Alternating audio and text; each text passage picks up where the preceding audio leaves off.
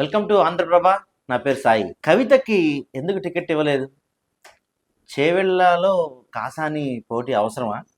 అసలు బీఎస్పీతో పొత్తెందుకు?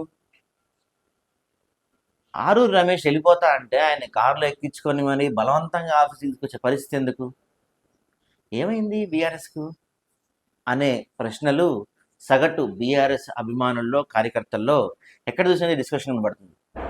ఒకప్పుడు MP ticket కోసం మాకు ఎంపీ టికెట్ కానీ ఎమ్మెల్యే టికెట్ కావాలని వెంటబడిన పార్టీ నేతలు ఇప్పుడు టికెట్ మాకొద్దు బాబోయ్, టికెట్ మాకొద్దు అని పారిపోతున్న పరిస్థితులు మనకి స్పష్టంగా కనపడుతున్నాయి.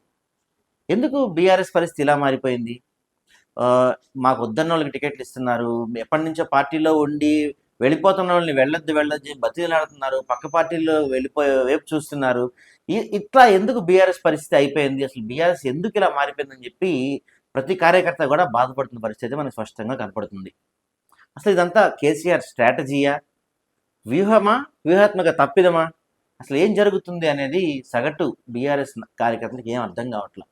ఎందుకంటే ఒక పక్కన అధికార కాంగ్రెస్ పార్టీ మాకు 14 వస్తాయి 15 వస్తాయని వాళ్ళు మాట్లాడుతున్నారు. ఇంకో పక్కన చూసుకుంటే బీజేపీ మాకు కూడా 10 సీట్లు 12 సీట్లు వస్తాయని చెప్పి బీజేపీ వాళ్ళు కూడా అదే స్పీడ్లో దూసుకెళ్తున్నారు. కానీ కారు ఎందుకో స్లో అంటే మనకు కనిపిస్తుంది. కారుకు బ్రేకులు పడినయ్యా, ఎవరన్నా బ్రేకులు వేస్తున్నారా, అసలు కారు పరిస్థితి ఏంటి? ఒకప్పుడు తెలంగాణ రాజకీయాలనే కాదు, తెలంగాణ రాష్ట్రాన్ని శాసించిన కేసీఆర్ కుటుంబానికి ఈ ఎన్నికలతో దిమ్మ తిరిగిందనే చెప్పొచ్చు. ఎందుకంటే ఎటు చూసినా వాళ్ళకి ఎదురుగానే వీస్తుంది. మెల్లమెల్లగా ఒక్కొక్క నాయకులు, ఒక్కొక్క నేతలు, ఎమ్మెల్యేలు పార్టీ జారి వెళ్ళిపోతున్నారు. ఏదో తొందరలో బీఆర్ఎస్ ప్రభుత్వం, తొందరలో మేము కాంగ్రెస్ ప్రభుత్వాన్ని కూల్చేస్తాం, కాంగ్రెస్ ప్రభుత్వాన్ని గద్దె దింపుతాం, రకరకాల ప్రగల్భాలు పలుకుతున్నా గ్రౌండ్ లెవెల్లో మాత్రం అంత సీన్ అయితే కనపడట్లేదు. ఎందుకంటే కాంగ్రెస్ పార్టీ నుంచి వలసలు ఉంటాయని చెప్పి భావించారు. కానీ ఇప్పుడు మనం సీన్ కట్ చేస్తే బీఆర్ఎస్ వాళ్ళే మెల్లగా వన్ బై వన్ కాంగ్రెస్ వైపు చూస్తున్నట్టు మనకి స్పష్టంగా కనపడుతున్నాయి. నిన్నగాక మొన్న చాలామంది ఎమ్మెల్యేలు కలిసినప్పుడు కూడా కేసీఆర్ వార్నింగ్ ఇచ్చారు, కలవద్దు, రేవంత్ రెడ్డిని కలవద్దు. ఒకవేళ రేవంత్ రెడ్డిని సీఎంని కలవాలన్నా ఒకసారి పార్టీకి ఇన్ఫామ్ చేసి కలవండి అని చెప్పి కేసీఆర్ చాలా క్లియర్ ఇన్స్ట్రక్షన్స్ ఇచ్చారు.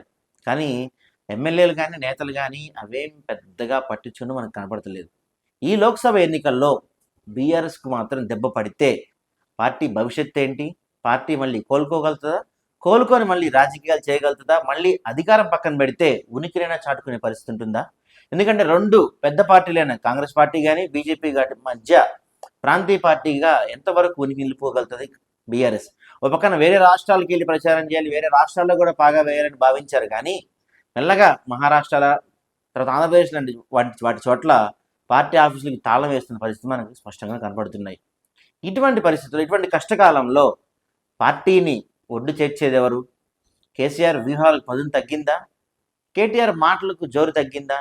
హరీష్ రావు పట్టించుకోవట్లేదా?